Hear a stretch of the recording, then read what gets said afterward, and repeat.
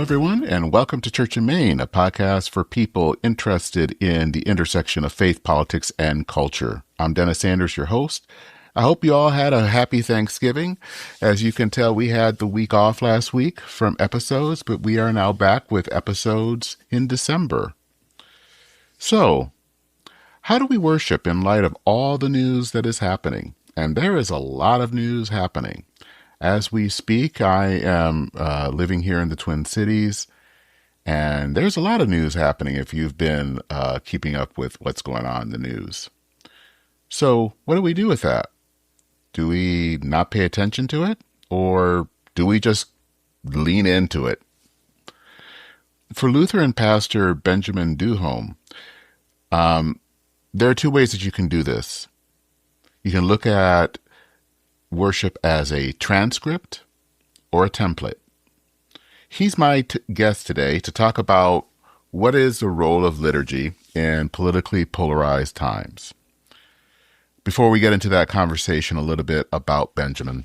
He is currently the pastor of Christ Lutheran Church and ELCA congregation in Dallas, where he has served since 2019. Before that, he served congregations in the Chicago area. He's a graduate of the University of Chicago Divinity School and the Lutheran School of Theology at Chicago. And he is the author of Sacred Signposts, Words, Water, and Other Acts of Resistance. Duholm's writings have appeared in the Dallas Morning News, the New York Times, the Washington Post, the Christian Century, and other periodicals.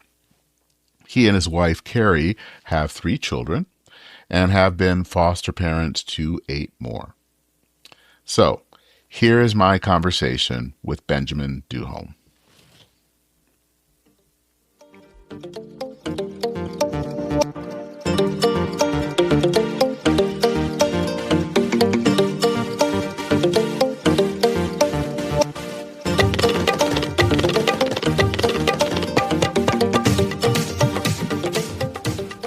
All right. Well, thanks for coming on the podcast. I kind of wanted to start to know a little bit more about you and your journey of faith, your background, and also know a little bit about Christ Church in Dallas. Well, thank you for having me. It's great to be here, and I'm always happy to talk about my church. And as a pastor, we end up talking about our own faith journeys too, of course. Mm-hmm. I didn't grow up going to church. I was baptized in a Lutheran church in a then fairly small town in western Wisconsin when I was 8 or 9 years old.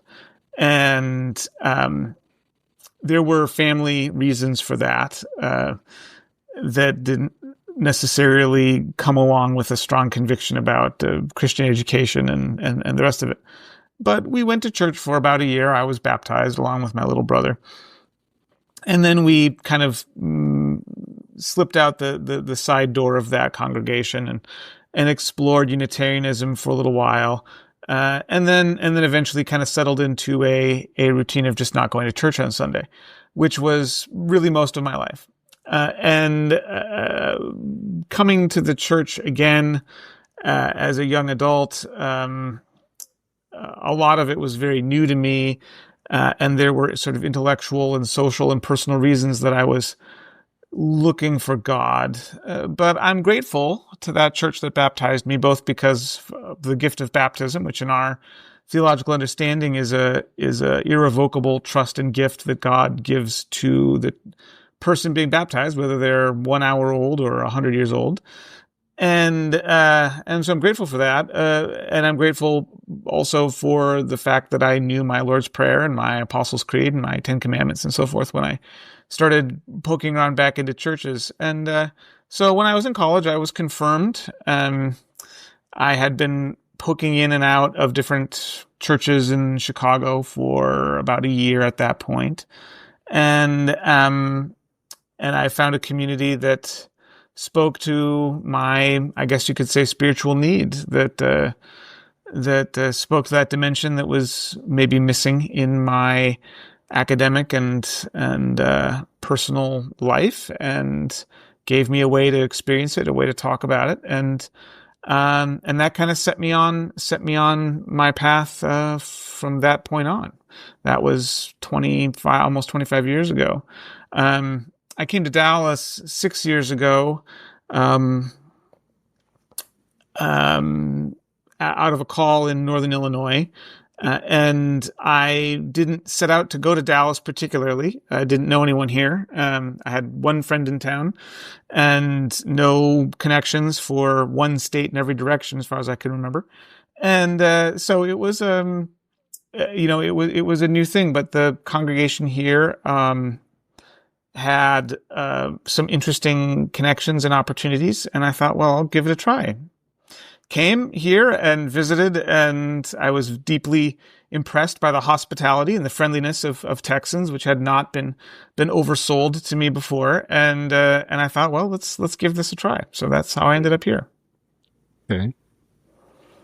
And so I wanted to talk a little bit about your an article that you wrote that was in the Journal of Lutheran Ethics. And yes, I'm that sort of a geek that I actually will read the Journal of Lutheran Ethics. Hey, we need that, so that's good. So, and it was an article where you kind of wrote, and it's kind of where you talk about liturgy as template and transcript. And I think what was interesting is how you kind of view liturgy in those two different ways and in a context of political polarization. Mm-hmm. And you kind of talk, especially about the transcript part was fascinating because you use something especially about seeing something on social media, and it's something I saw a lot, I would say about between 5 or 10 years ago. And it was a phrase, and it was something that if your preacher doesn't address X, you should stand up and walk out. Strangely, I just saw it again 2 months ago in the wake of Charlie Kirk's assassination. And this time it was coming from, because 10 years ago it was coming from the political left, you would hear it.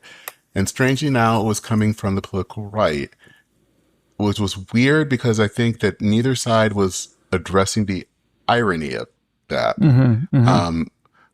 But it's interesting how about that. But you're kind of talking about these two ways of how liturgy can be done and how people use liturgy. I guess first the question I wanted to talk about is when you're talking about liturgy, you're not simply just talking about what's going on in the church, are you? I think it sounds like you're talking about a little bit more than just what's happening within the walls of the church, but what's happening outside of what's happening in the church. Yes. I am not a historian of liturgy or a scholar of liturgical theology.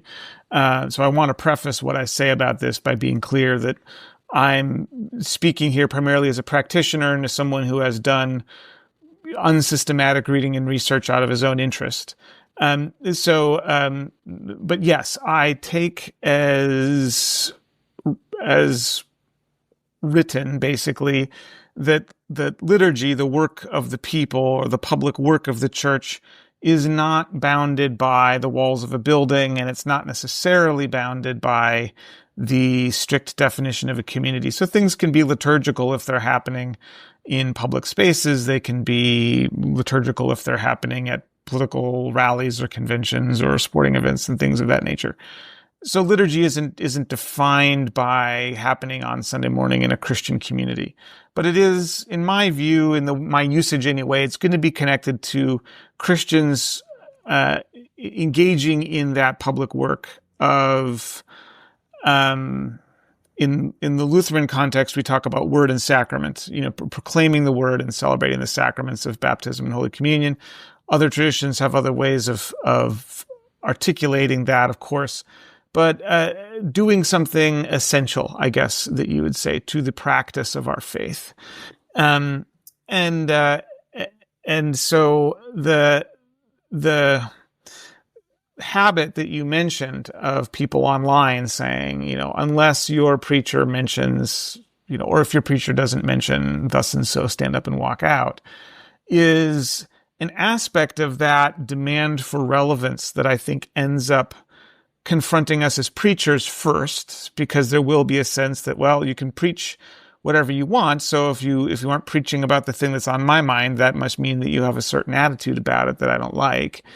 But it comes for liturgy too. It comes for those collective rituals, those practices and sacred texts that we have for embodying our lives together. And what I say to people when I've taught preaching or when I've talked to colleagues is about that mindset of, if your preacher doesn't say something about this, stand up and walk out, is to say, we don't have to let the devil set the agenda. We don't need to react to every evil thing, because we do not view evil as the primary agent in the world. God is the primary agent in the world, and exegeting God's work is of the first importance. Now, that doesn't mean that you should simply ignore things or pretend that they aren't happening, because that can be a bad attitude as well. But the idea that every instance of human wickedness that rises to a sufficient level of visibility needs to be addressed by every preacher in the land is something that I've always tried to resist, frankly, because then all you're doing is talking about evil. All you're doing is talking about man's inhumanity to man or whatever. And that's not our job. Mm-hmm. Yeah, I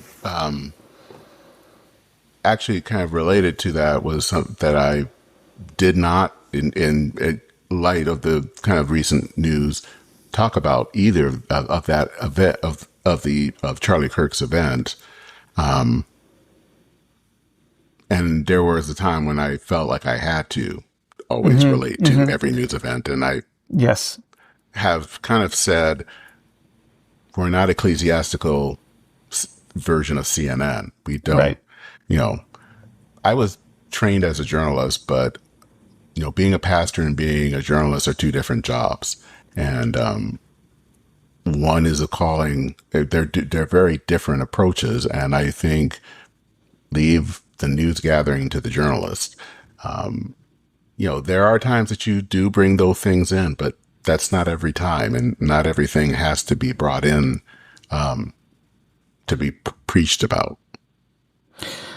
Yes, and I mean, I certainly agree. I know that we have colleagues who would make the opposite case, and I respect that. But I do think that communication within the church works on people on multiple levels. Mm-hmm. And I think there is a tendency in Christians today, if they're politically activated, whether on the right or on the left, depending on your context, you're going to see more of one than of the other. But there is a tendency to discount all rhetoric, all use of language that does not very explicitly and clearly say what you think right or wrong is about something. Things working by repetition, symbolism, metonymy, rhetorical techniques where the part stands for the whole, or just the language. For me as a Lutheran, we draw from the language of a tradition that we don't necessarily reinvent week to week or year to year. I mean, we have a lot of freedom, unlike some other Christian traditions where the text of worship is more or less established for you, and you have to work within a very narrow range of variations.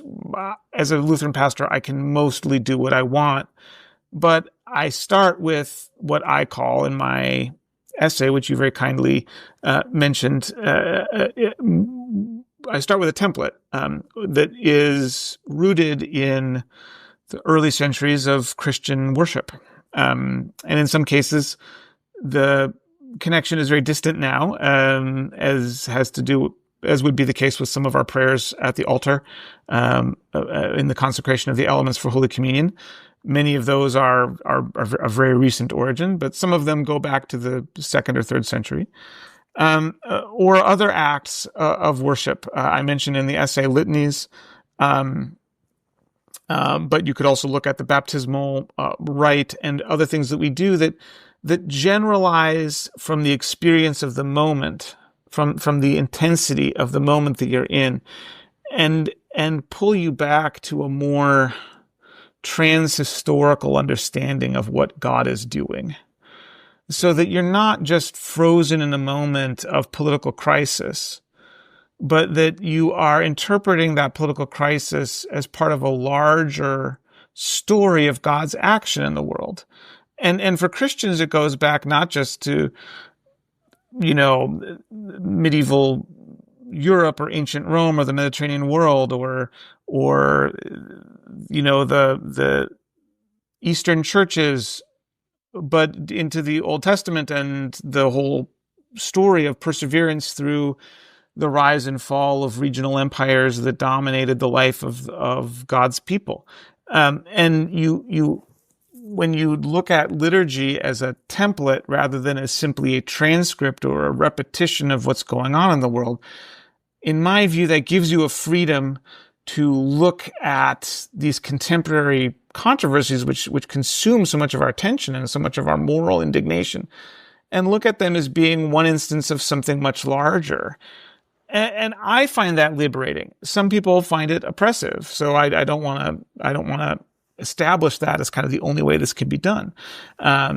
But that's where I start, is from the assumption that God gives us work to do that isn't rooted in reacting to every single thing that's going on around us, but that is meant to call our attention and our minds and our hearts to something bigger. When you look at these different ways as transcript and template, is one better than the other? Are there good things and bad things about them? So I'll back up just a bit here because I didn't really offer a summary of my work.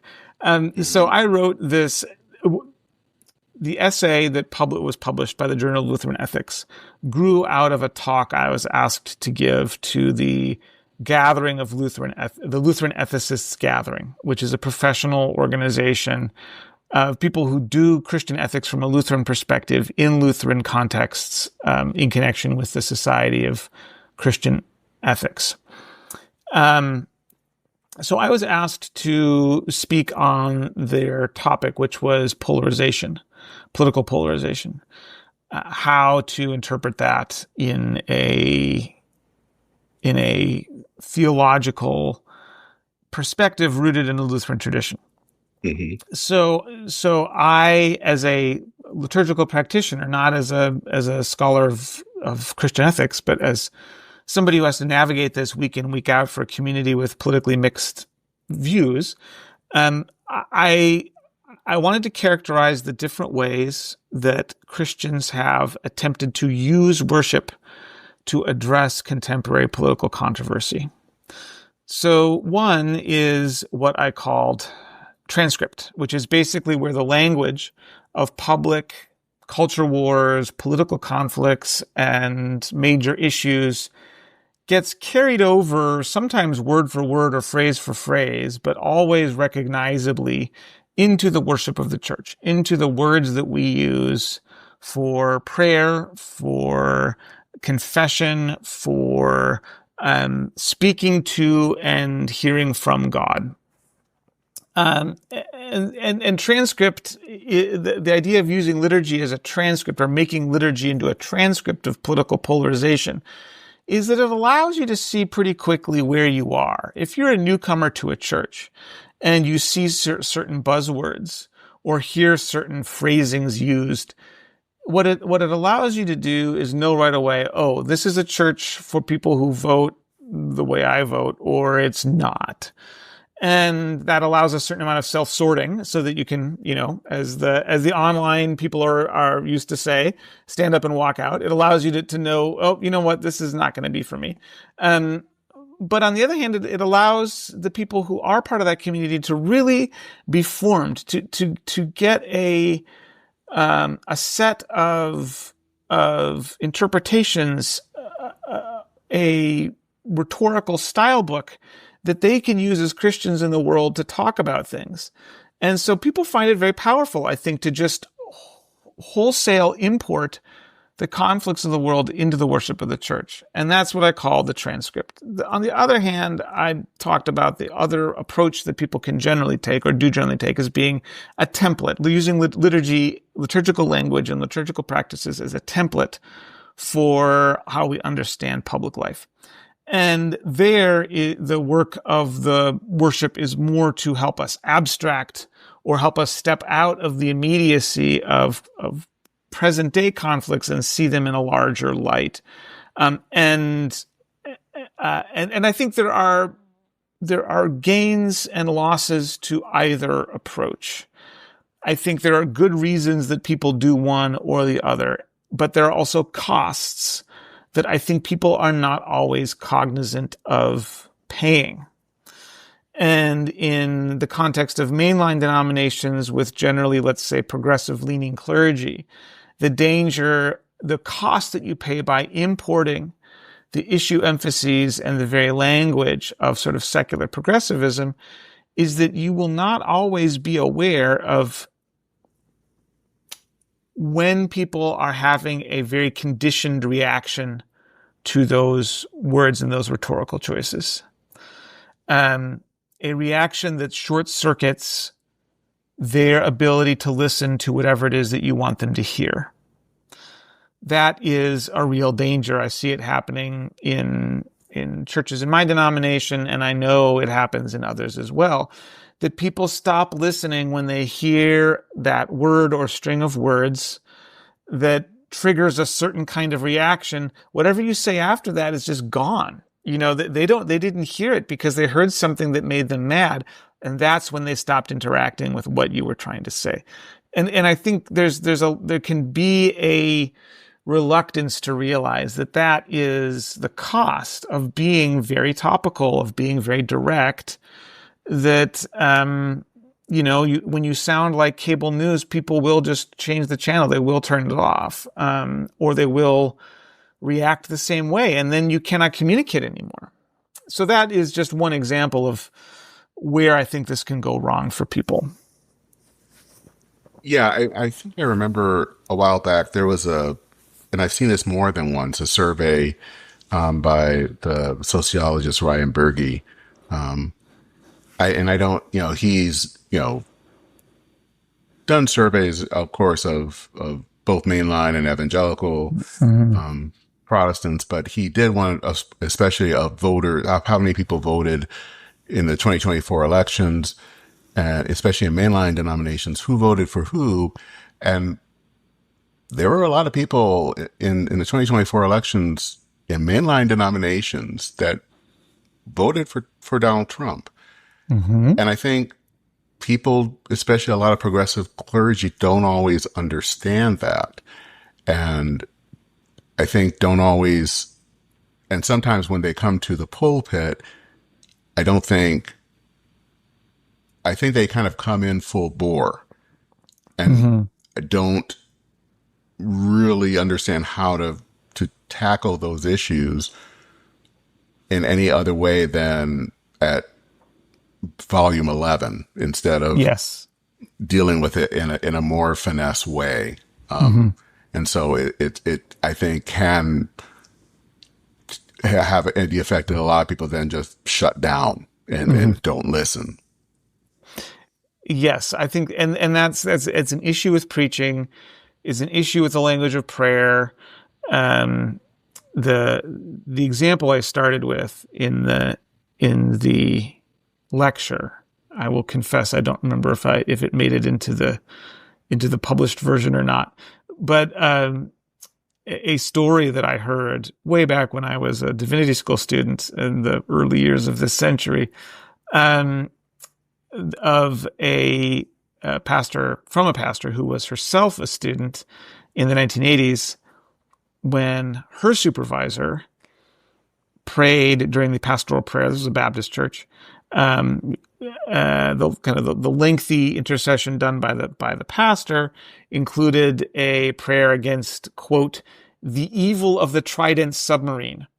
Now, if you're a child of the 80s or the 70s or 80s, this might mean something to you. The nuclear armed submarines that were kind of at the time destabilizing the balance of power in the Cold War, and this was a very progressive congregation. But some of the people in the congregation were very mad about this. They felt that it was not an appropriate use of the language of prayer, and there is always the danger that you will mistake your moral intuitions and your media diet and your set of preoccupying issues for that of your listeners. It is a real danger, and I think for preachers, it's important to always start with including yourself in whatever judgment your words are propounding. If you can't take God's side against yourself in preaching, then think again about what you're doing, and take another approach. Because the whole point, as I understand it, and again, I'm a Lutheran, I have a certain Augustinian theological heritage, which is about human sin. But the point, as I understand it, is that we're all kind of enmeshed in the same evil and the same orientation of our lives away from God, and that might manifest differently in different people and in different social circumstances and in different historical moments, but we all participate in this kind of human resistance to God. So if you don't see your moralizing as implicating yourself and your own sins, then start from scratch and find a way to talk about yourself, not just people who aren't in the room or that you don't think are in the room, because it may turn out they are in the room, and they will feel, ill-used by your words.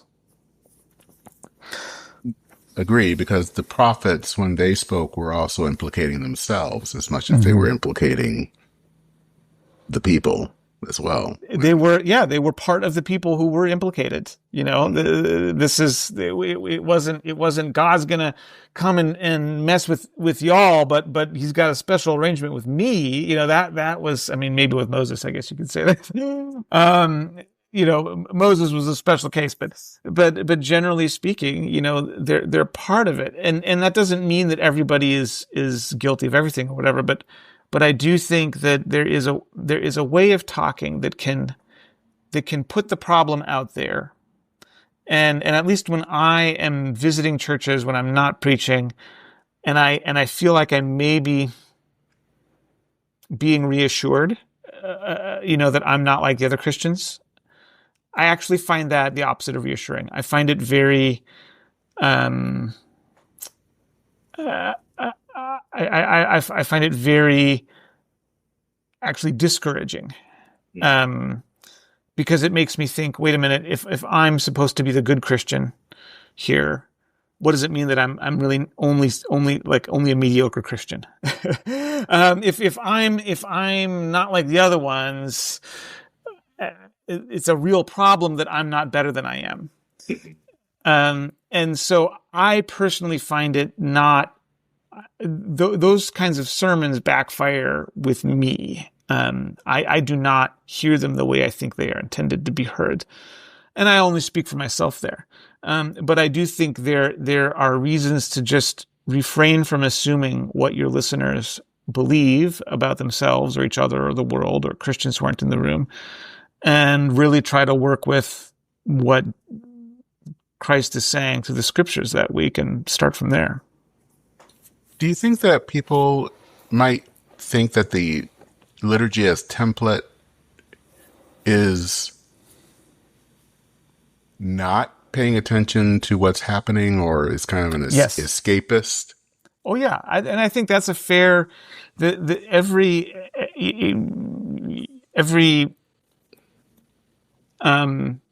strength of these two types that I identified has a corresponding weakness. And I think for liturgy as a template, as a structure for understanding, the strength, one of the strengths, is that it takes you a little bit out of immediate conflicts and helps you to see things in a larger perspective. The weakness, the corresponding weakness, is that you end up potentially not having an appropriate word for a situation that requires it, or that requires some kind of moral clarity. I didn't want, and I would not wish for the typology that I came up with to be characterized as sort of being activist versus being indifferent, or always splitting the difference. I think there's a way that you can hide in traditional language, that you can avoid naming actual evils, and you can avoid identifying injustice, because you sort of pile it under this language of sin, of whatever it is that I might be drawing from. That is a risk. That is a very real risk. And I think the way out of that for me is to, when a word is needed, to try to do it in preaching. And my feeling, I've never tested this, and this is a sense of mine that's too important to me now to ask if it's actually true. But my attitude is that if the liturgy is fairly by the book, if it's fairly quote unquote traditional for me, from my world, and if it's reliable, if it's not, what's the litany this week? What's the issue going to be? What's the kind of, flavor of the month here? If the liturgy is consistent within certain parameters, people are willing to go to harder places with preaching, because they are not as anxious about, is the Lord's Prayer going to be in the wrong place today? Or is it going to be the wrong words? Or is it going to be a different translation? Or, is there going to be some huge novelty in the intercessions or the Eucharistic prayer at the altar, or whatever it may be? If people aren't worrying about that, if people aren't distracted by the thought of, they released a whole bunch of butterflies instead of doing the prayers, and isn't that kind of ridiculous? If people aren't fixating on those things, they are more willing to hear you if you need to say a harsh word. That's my theory. I've never tested it. I'm so committed to it now, 16 years into this, that there's no going back for me. So I just offer it for consideration. That if you can hold certain things constant and take away that source of anxiety that worshipers have, because it's easy to forget. Church, for pastors, church is the creative high point of our week. This is where we exercise our agency. This is where we get to try out new ideas. For people who are worshiping, by and large, that is not necessarily their motive. They have to spend all week at work, being stretched, being pulled in different ways. And very many of them come to church for something that is comforting and reliable. And you don't want to let that turn into, just pap every week, but taking certain anxieties off the table so that you allow them to sit with other ones is, I think, a valid choice that preachers and liturgical leaders can make. Yeah. And what does it mean, especially when kind of dealing with, especially kind of harder issues, or issues that are, well, let's say culture war issues, and I think you even deal with this in the article. One of the, and it caught news here, and it was actually came from here, was a Lutheran church here in Minnesota that had something called the Sparkle Creed. Yes. And that just kind of blew up everywhere. And some people didn't see it as a big deal. Others saw it as a very big deal. And it was just kind of an interesting thing, and how people were kind of dealing with it all. But it was an interesting thing because it was dealing with liturgy. Mm-hmm. Yep. And so how do you handle something like that? How was it handled? Was it handled well? And how was the response handled? Well, what was interesting about that example is that when I presented this as a talk to a primarily Lutheran group of people. I had two main examples in the paper. One was the Sparkle Creed, and the other was this kind of Take Back the Border Christian nationalist revival rally that was held on the U.S.-Mexico border in 2024. And everybody in the room, I asked, who heard this story? Everybody had heard about the Sparkle Creed. And at least one person in the room had way more involvement in the story than I think this was somebody who was not eager to revisit the topic. Nobody had heard about this Christian nationalist border caravan. And it wasn't necessarily that huge of a story, but it was in major media. It just didn't penetrate that world. I heard about the Sparkle Creed because, and I don't watch cable news, and I try to keep my media consumption as boring and as non-sensationalized as I can. But I heard about it from a church member who was upset, who was upset about this kind of rewrite is not even the right word. It's kind of an homage to the Apostles' Creed. And if you grew up Lutheran, or you've worshipped a long time in the Lutheran Church or an Episcopal Church or probably a Roman Catholic Church and some other traditions, the Apostles' Creed is going to be a very important thing to you.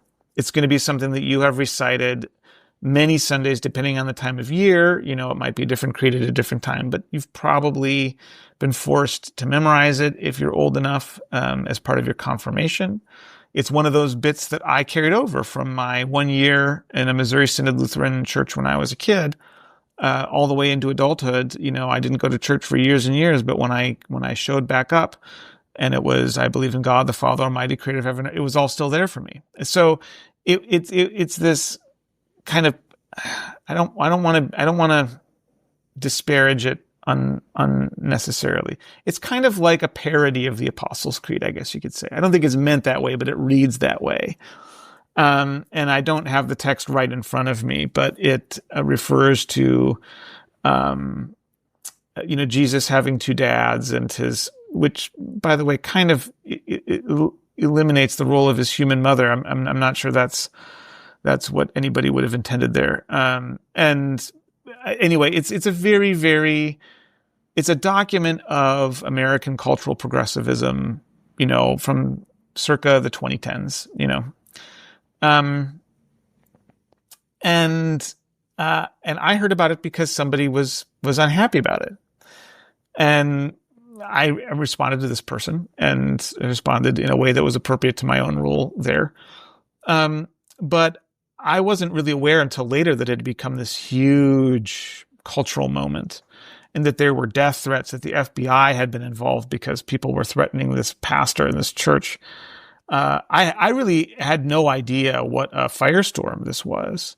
And obviously that's outrageous. I mean, if people want to do some kind of what you might consider tacky variation on a creed, that's their business. It doesn't hurt you. It doesn't involve you in any way. It's just leave them alone. I really wasn't aware of how completely deranged people's reaction was to this.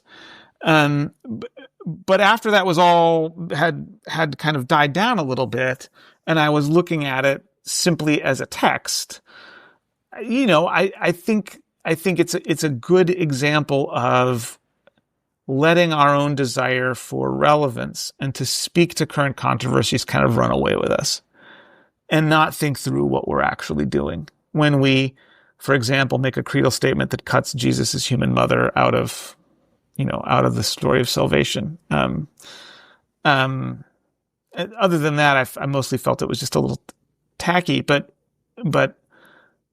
that is, it caused a lot of people a lot of fear and a lot of heartache, and I'm genuinely sorry about that. And there's no excuse for any of that, but simply as a liturgical text, I found it very notably wanting.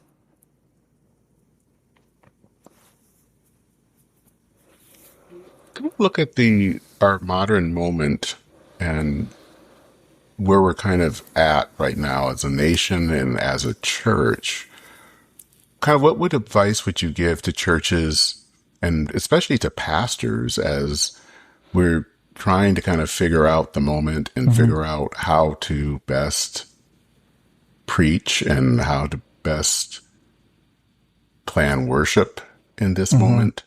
Because I think that there is a strong temptation of how do I speak at this moment? And and there are going to be some that feel like they have to always speak all the time to everything. And then there are some that feel like they just can't do that. And so what advice would you give to pastors in how they approach all of this?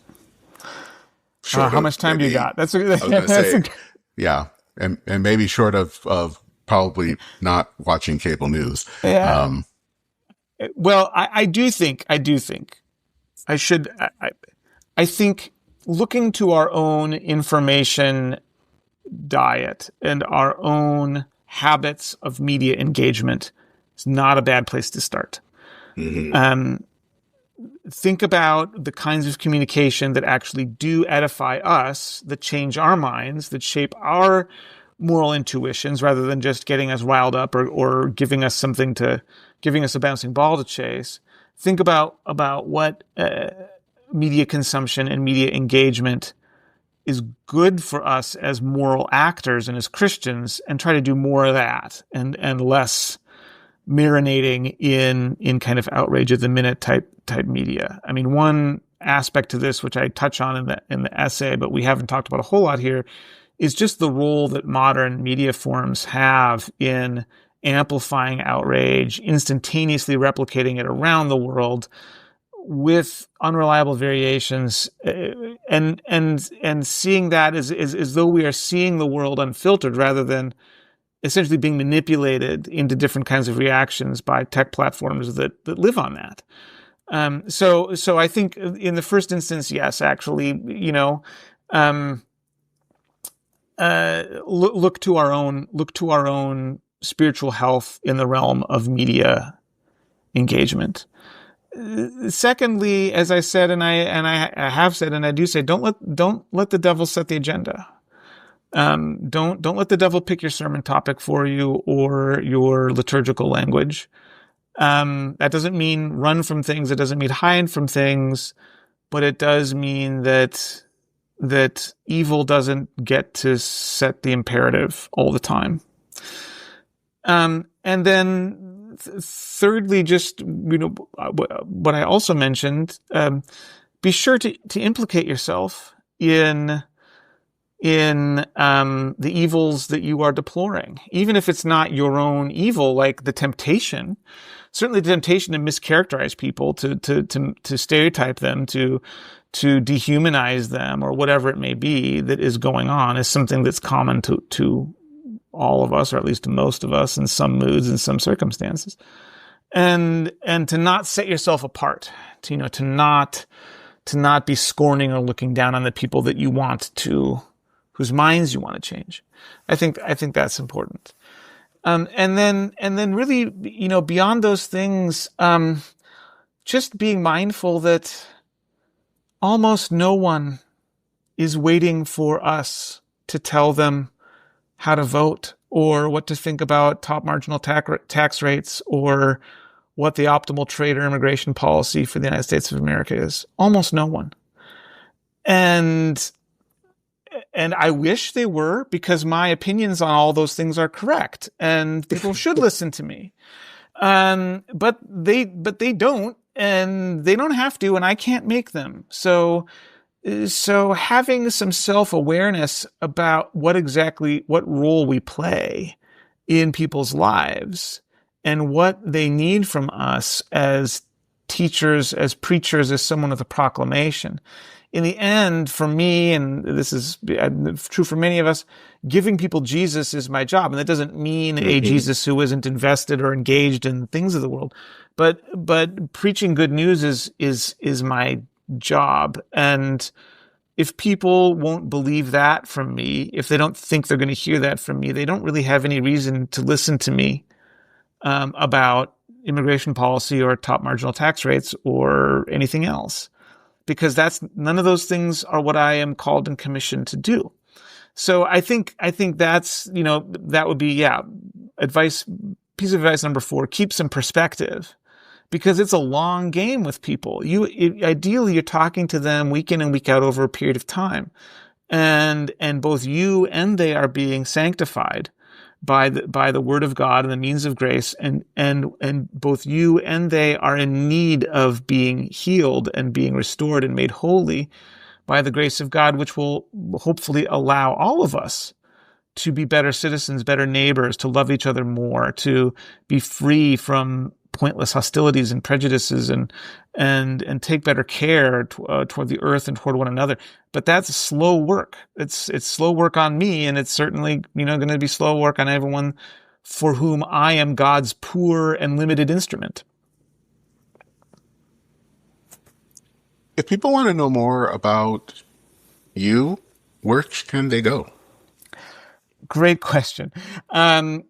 I do have a Substack, Benjamin Duholm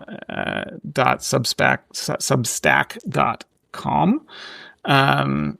It's called the Parish Bulletin, and it is irregularly published because it's not my day job, but I do try to keep up with it. I also I write regularly for the Christian Century, so you can find lots of my writing there.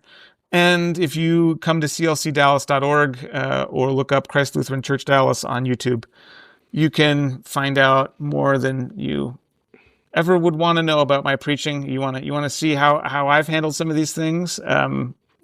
There are plenty of examples, good and bad, right there on that YouTube page. Okay. Well, Ben, thank you so much for this. This was a really good conversation. I think it'll be helpful for a lot of pastors and lay leaders as we're all trying to figure out how best to lead our congregations in this time. Thank you, Dennis. I really appreciate it. It's great talking to you. All right.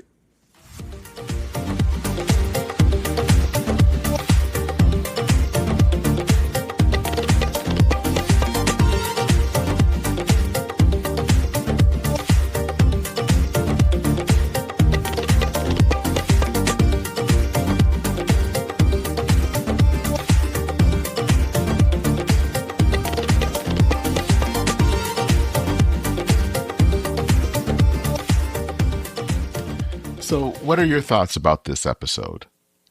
What do you think about seeing worship as either a transcript or a template?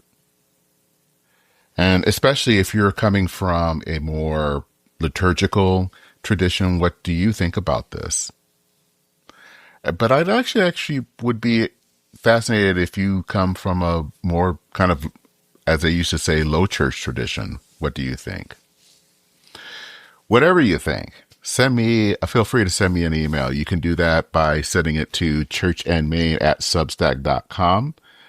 I will include links to Benjamin's article that was found in a Journal of Lutheran Ethics. I think it's a good read, and I think you will enjoy it. And I think it's, like I said, it's a good article. If you want to learn more about this podcast, listen to past episodes, or donate, feel free to go to churchandmain.org. There you will listen to all of the old episodes I have. You can also go to churchandmain.substack.com to read related articles. I have a few new ones that are up, some that are actually reposts of a few years ago, and some that are actually brand new that I have. So check those out. Again, that's at churchandmain.substack.com to read those articles. I would also encourage you to subscribe to the podcast on your favorite podcast app. And if you listen to wherever you listen to this, whether it's Apple Podcasts or Spotify or wherever, that you can leave a rating or review, I hope that you will do so. When you do that, that actually helps others find the podcast. Also, if you're able to make a donation, there is a link in the show notes to do so. that can help pay for the cost of this podcast. It can be a one-time donation, or you can also make that a recurring donation. If you would like to have this episode show up in your email inbox, there is a link for that too. And just hit that link, and that will make sure that when when a new episode is available, that it will go to your email inbox. So that is it for this episode of Church in Main. My name is Dennis Sanders. I'm your host. As always, I'd like to say thank you so much for listening. Take care, everyone. Godspeed, and I will see you very soon.